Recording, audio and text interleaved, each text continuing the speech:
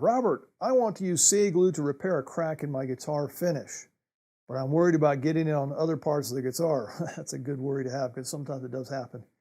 Do you have any suggestions? Dale in Florida. Yes, Dale, if you're not careful, your crack repair winds up turning into a finish repair, and you don't want to do that. So here's what I use. I use a couple of products that are made by GluBoost. I get them from LMI. One is the Mark and Mask tape, and the other one is called the Master Shield. And here's how I use these products. The Mark and Mask is a very thin, stretchable tape, therefore you can get around contours and things like that. And what I use this for is to corral the CA glue. It's going to make a little dam for it and keep it from rolling all over, especially on surfaces that are uneven or radius or something. It's going to keep it from rolling down the side or around the back of the guitar as you're working. It's going to keep the CA glue corralled and keep it where you want it.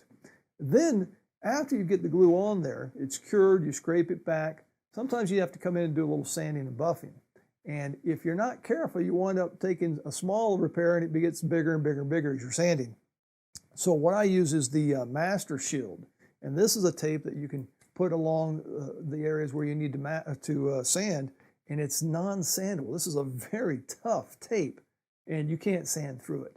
And so you wind up just sanding the area that you need to sand. And I found that both of these products are very useful in my shop.